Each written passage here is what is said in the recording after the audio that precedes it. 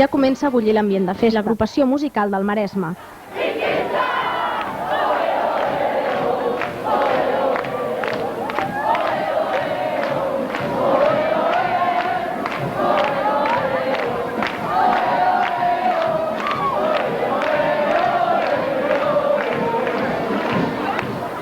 La família Robafaves roda i roda entre els mataronins i mataronines, que ja equipats pel correfoc, amb barrets i roba ja desgastada per correfocs passats, arriben a la plaça Santana disposats a carregar energies per la pujada.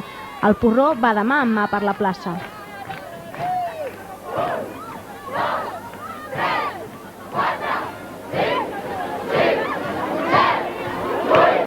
La música corre a càrrec d'Urbàlia Rurana, uns valencians que van fer ballar tothom amb cançons tradicionals del Mediterrani. El repertori va donar per molt.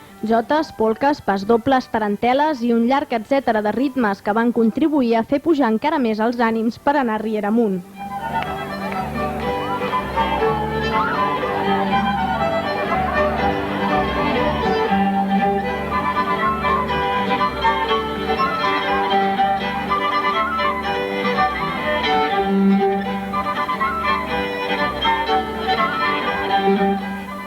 Als volts de les dues, la família Robafava ja tenia son. Les santes acaben de començar i han de recuperar forces per tots els saraus que els esperen.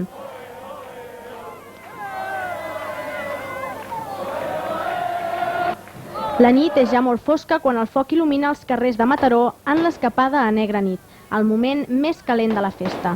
La Momerota, el drac i les diableses de Mataró ballen entre fum i pólvora. Diables i dracs de la comarca van encendre carretilles formant comitiva amb les figures diabòliques de Mataró.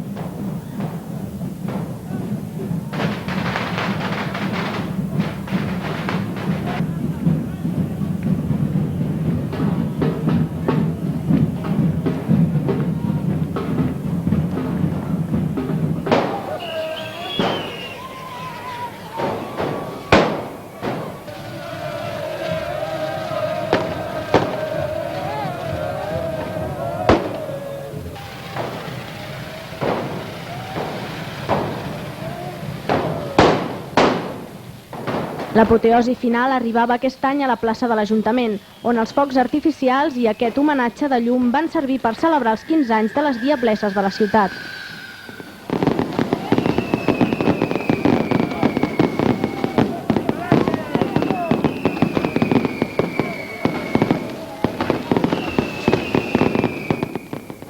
La pujada atabalada es fa sense presses, però no val tampoc parar-se. La riera es convertia un any més en un festival de tambors fins l'arribada al parc. Amb el cos i la sang calenta, els mataronins ja esperaven la gran ruixada. Amb roba o sense, tots van rebre l'aigua com caiguda del cel. La música discotequera va animar tothom en la que ha estat una de les ruixades més multitudinàries de les santes mataronines.